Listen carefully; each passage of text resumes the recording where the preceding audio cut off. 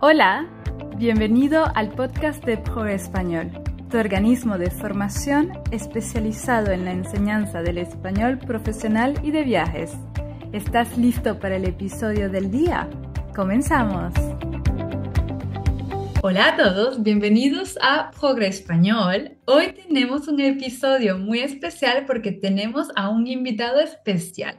Tenemos a Jean-Pierre, uno de nuestros estudiantes de ProEspañol. ¿Cómo estás, Jean-Pierre? Estoy muy bien, un poco estresado porque no me gusta mucho hablar español con mucha gente. Sí, bueno, no pasa nada porque en este momento solo hablas conmigo. Sí, sí, pero yo sé que después muchas personas van a ver esto. Sí, bueno, no pasa nada, las personas te apoyan, comprenden que es un ejercicio interesante y si pasa algo, igual podemos repetir, sí, no te preocupes. Primero, dime, ¿quién eres? Cuéntanos. Soy un hombre que me gusta mucho viajar. Sí, eres un Ah, aventurero, un viajero. y, y hice Ujú. muchos viajes. Y me gusta mucho viajar y um, hablar con, uh, con personas en el país que visito. Ujú. ¿Ok? Vale. Entonces, has viajado por muchos lugares y cada vez has aprendido el idioma local. Uh, sí, viví en algunos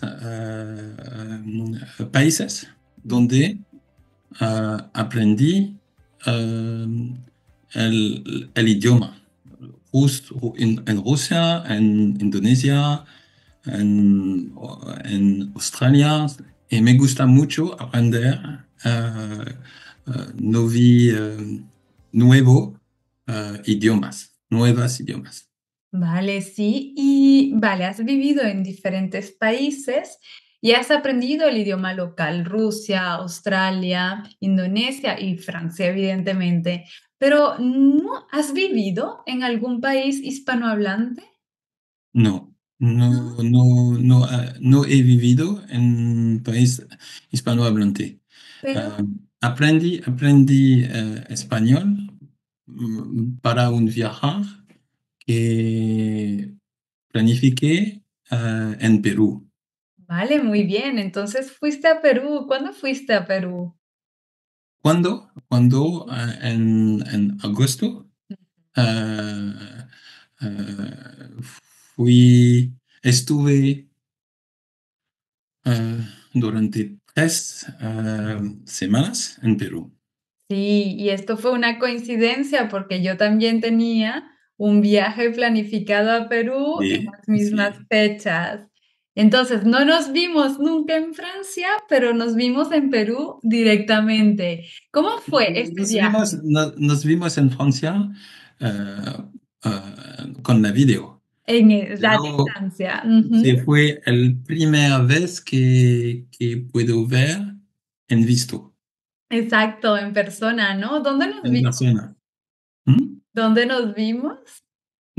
Donde nos vimos en Cusco. Exactamente. Es un lugar, es una ciudad muy magnificente, muy bonita. Exacto, yo Es, estoy de acuerdo. Impresionante, ¿no? ujú, Es una ciudad impresionante, capital del territorio, el Imperio Inca, ¿no? Y se puede sí, ver. sí, sí, sí. Y recomiendo mucho viajar en Perú. Es muy interesante. Vale, Y la cultura inca, los sitios que podemos visitar aquí son muy interesantes. vale, muy bien. ¿Por qué? Vale, decidiste aprender español para viajar a Perú. Sí. ¿Cómo fue esta experiencia en Perú? Estuviste 3 semanas. ¿Qué lugares visitaste? So, empecé con la capital, Lima. Ujú, Es un, es un, es una ciudad muy grande ujú, y so, visité el centro de la ciudad, el centro antiguo de la ciudad y algunos museos. ujú. Um, uh, alors, luego, ¿no? Après, no, ¿cómo se dice? Sí, Sí, luego. uh,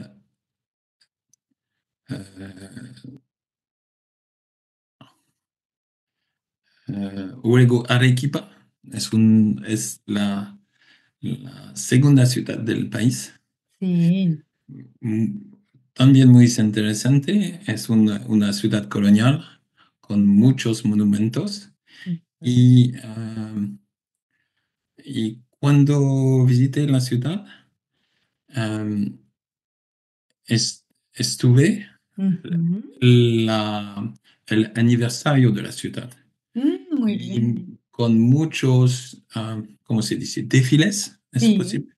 sí. Con muchos desfiles, conciertos, la ciudad, um, so, mucho gente Ujú. ah, estuvieron en la ciudad en la noche, por la noche.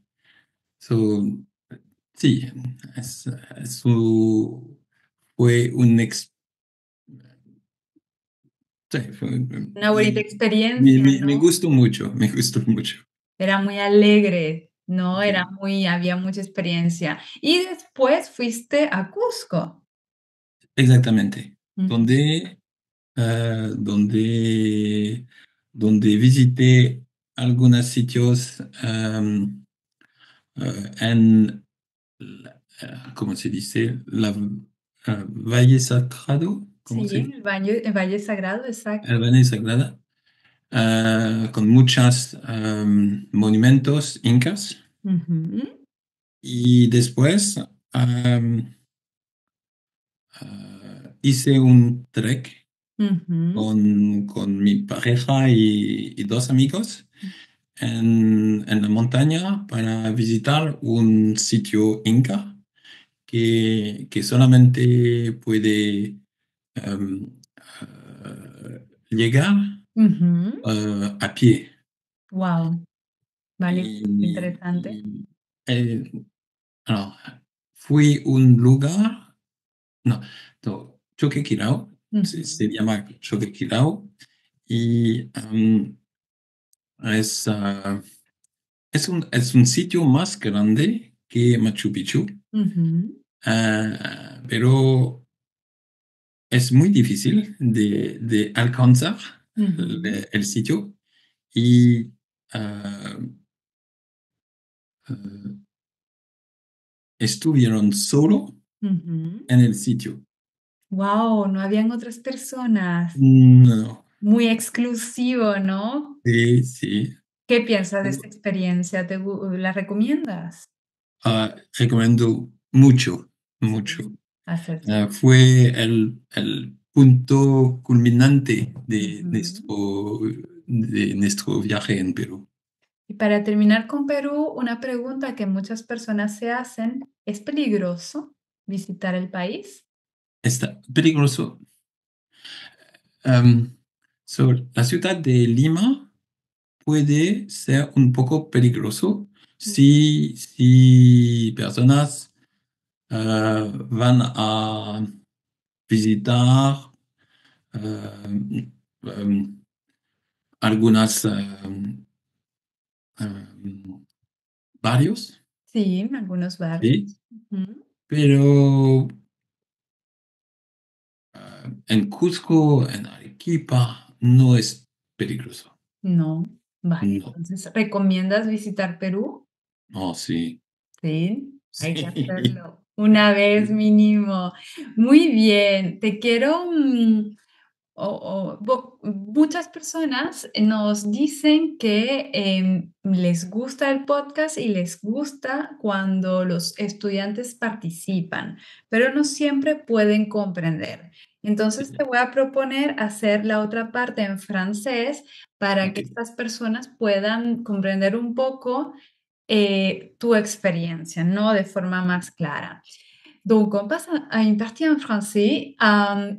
Tu viens de passer, il y a quelques petits mois déjà, 3 semaines au Pérou.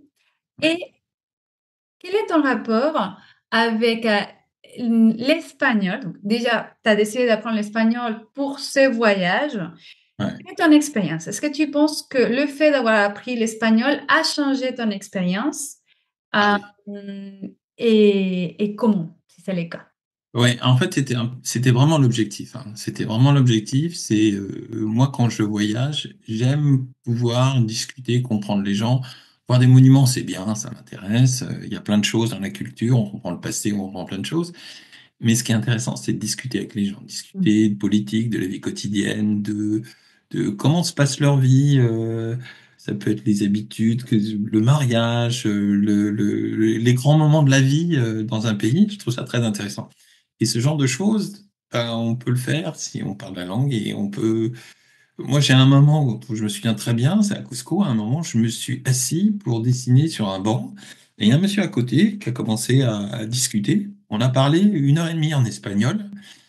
Et il m'a appris un nombre de choses sur les habitudes du pays, sur la manière dont ils appréhendaient les touristes, sur la manière dont ils appréhendaient la politique, etc. Et ça, c'est quelque chose qu'on peut faire que si on a passé un peu de temps à La à langue apprendre. locale. Surtout parce que, je ne sais pas si tu l'as remarqué, mais moi je l'ai remarqué, l'espagnol c'était une lingua franca, parce que souvent les locaux ne parlaient pas l'espagnol en tant que langue maternelle, ils Ouais, parlaient le quechua. Donc l'espagnol, en tout cas pour moi, c'était un peu comme l'anglais. Eux, ils ne parlaient pas forcément l'anglais, c'était ouais. l'espagnol, la langue de connexion. Est-ce que c'est le même ressenti pour toi? Est-ce que tu penses que tu aurais eu la même expérience juste en parlant en anglais? Ça aurait été possible? Qu'est-ce que tu pourrais nous dire? Alors, je saurais pas dire entre le quechua et l'espagnol. Je sais que cette personne avec qui j'ai discuté, c'était un prof de quechua. Et Mhm. c'était assez intéressant de voir son engagement dans la langue parce que c'est un côté, c'est une réminiscence de la culture inca qui reste quand même une culture qui a été opprimée dans le passé. Et donc le quechua, c'est quelque chose d'intéressant. Mais si on ferme cette parenthèse et que je reprends une autre expérience qui est la Russie, donc j'ai habité en Russie. Et là, alors la Russie, c'est le phénomène qu'on retrouve un petit peu partout, mais poussé à l'extrême. Si on parle russe, on parle pas le russe. Les gens en face n'ont pas le même visage, n'ont pas le même comportement, il se passe pas la même chose. Et les gens vont ils vont tout de suite créer une distance si on ne parle pas la langue. Et à partir du moment où on a fait l'effort, même si on ne parle pas bien, de montrer qu'on s'intéresse à eux par l'apprentissage de la langue, on établit un contact complètement différent. La personne s'ouvre, elle parle de choses, elle est contente, elle devient accueillante. Tandis que les Russes, d'un prime abord, quand on parle pas leur langue, ils peuvent être très durs, très. On a l'impression d'être repoussé en permanence. Dès qu'on montre qu'on a appris 2, 3 mots, tout de suite ça s'ouvre. Et ça, on le retrouve partout. Peut-être pas de manière aussi poussée avec l'espagnol ou avec l'expérience au Pérou, mais on voit très bien qu'à partir du moment où on s'ouvre. Il y a eu un hôtel dans lequel où on a été dans la vallée sacrée, dans lequel la personne avait beaucoup de mal à parler anglais. Mhm. Et mes amis, j'étais avec 3 amis qui parlaient un peu espagnol, mais un peu moins bien que moi. Mhm. Et à partir du moment où moi je suis venu dans la conversation et qu'on a pu tout d'un coup faire que les choses arrivaient à se comprendre, la personne s'est tout de suite détendue et le sourire est arrivé, les discussions sont tournées autrement. Je pense que c'est vachement important, quoi, de faire l'effort d'apprendre la langue quand on veut rentrer.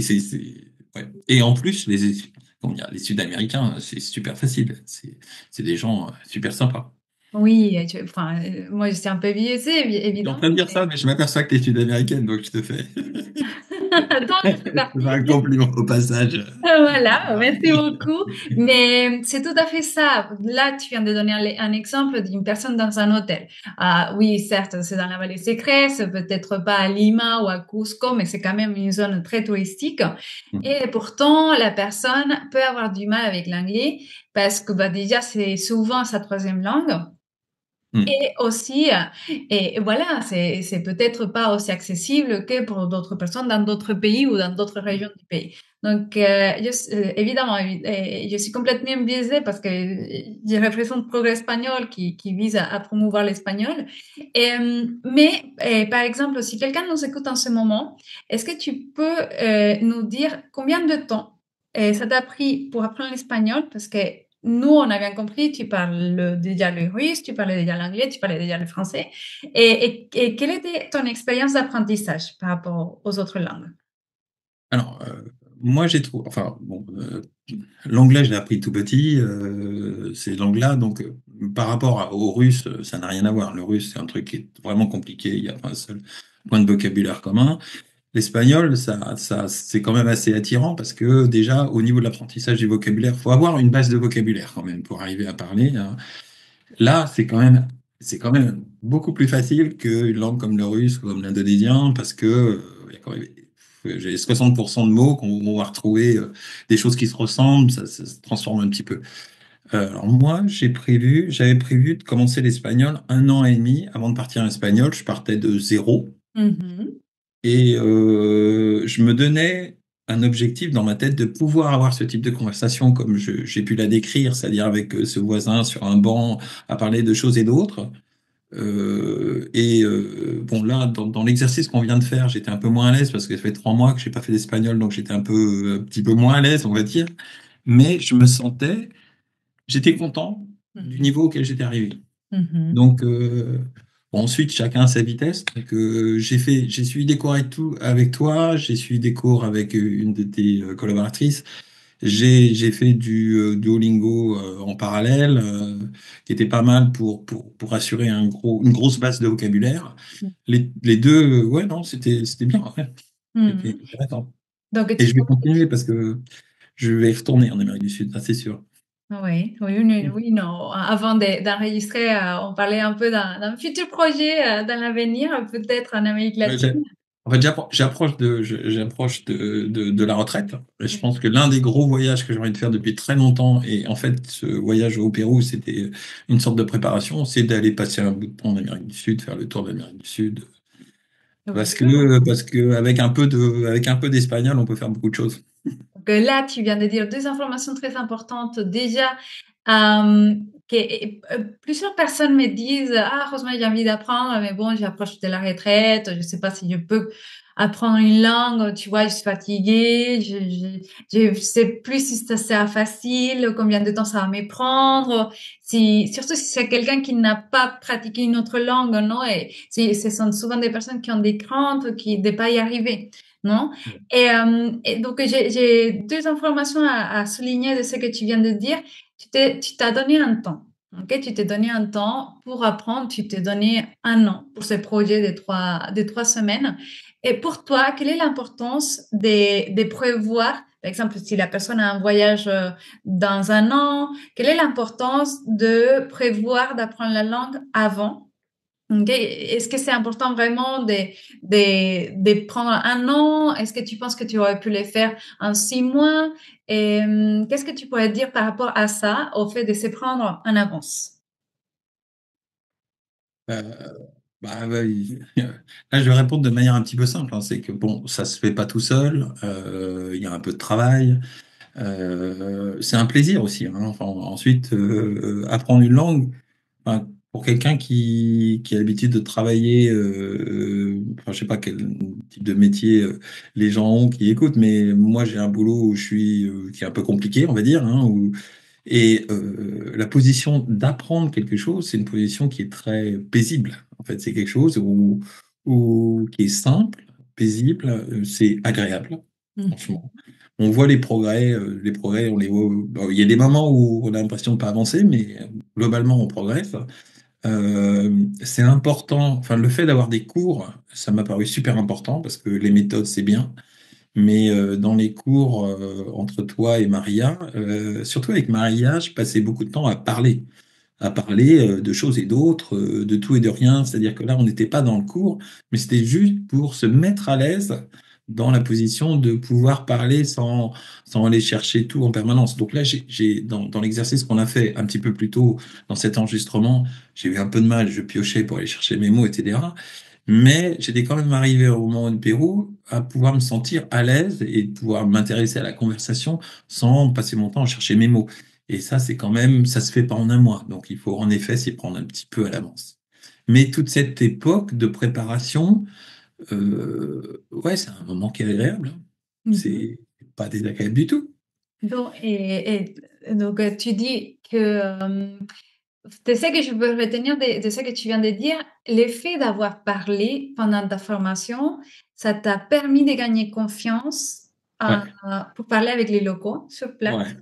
Ouais. En fait, là, dans ce qu'on a développé dans les cours avec toi et avec Maria, il y avait un côté, toute la structure grammaticale qui est quand même, bon, ben, là, c'est intéressant parce qu'on se fait corriger dans les petites méthodes sur le téléphone, on fait des erreurs, mais on c'est pas très structuré, et puis il n'y a pas la grammaire derrière. On a quand même besoin d'un petit peu de structure forte, et surtout d'avoir du temps pour s'entraîner à parler dans une interaction, faire des fautes, ne pas avoir peur de faire des fautes aussi, hein.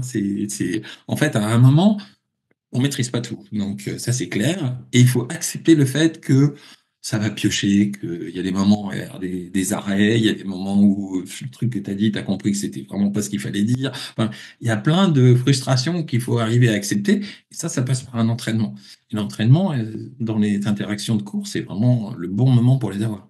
Tout à fait, non, je suis d'accord avec toi parce que ça te permet de te rendre, de relativiser. En fait, de relativiser Ouais, parce qu'il y a énormément de gens qui ont peur, ont tellement ouais, faut se jeter à l'eau. Et en fait, dans un cours, bah, c'est un moment où tu prends pas trop de risques. Donc c'est bien. Ensuite, voilà, tu peux te permettre de te tromper parce que tu as essayé une ouais. formule qui se dit pas, mais que maintenant tu connais.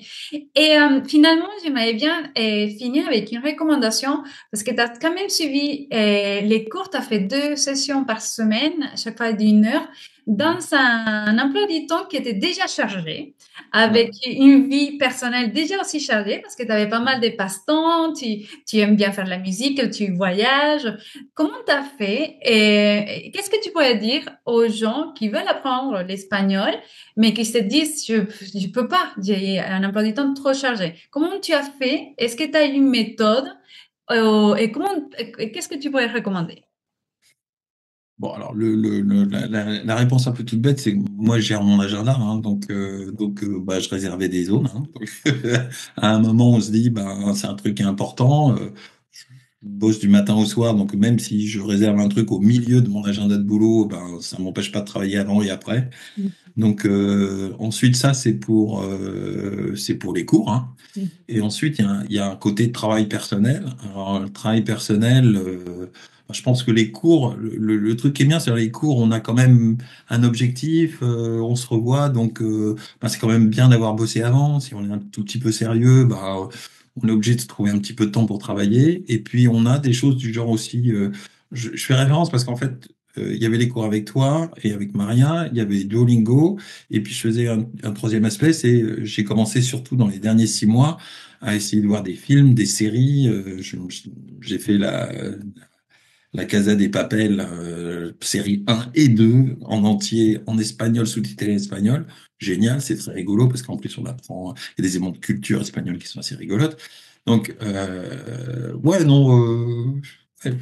Mais j'étais motivé parce que le résultat, il est sympa, quoi. Faut se dire que quand on rentre dans un pays et qu'il y a des portes qui s'ouvrent et qu'il y a des gens qui vous sourient et que on peut parler et comprendre des choses, on a l'impression d'en comprendre plus que les autres. J'étais dans un petit groupe de personnes, bah, j'étais celui à qui on demandait de faire des choses pour communiquer avec les gens. Ça fait c'est une petite satisfaction, c'est sympa. Tout à fait, c'est gratifiant parce que tu vois un peu Gratifiant. les résultats de tout l'effort pendant un an et tu vois, voilà, les résultats et en plus, toutes les possibilités, non, de connecter avec les gens Ouais. et même être un pont entre, par exemple, tes amis et les locaux, Ouais. pouvoir Et communiquer. puis, t'as dit autre chose là? Mais d'ailleurs, pour les gens qui approchent de la retraite et qui sont à la retraite et qui se disent on est trop vieux pour, bah non, hein, en fait, on va un peu, ça va moins vite. Je suis sûr que j'ai appris l'espagnol moins vite que je l'aurais appris si j'avais 20 ans ou 15 ans, mais on a ça, pas de Tout souci. à fait. Et c'est un exercice. Je dis toujours, c'est encore mieux parce que c'est un exercice mental qui permet de garder la jeunesse dans sa tête et de Ouais, mettre. ouais, alors ça joue sur la mémoire parce qu'on se dit on a pas assez de mémoire.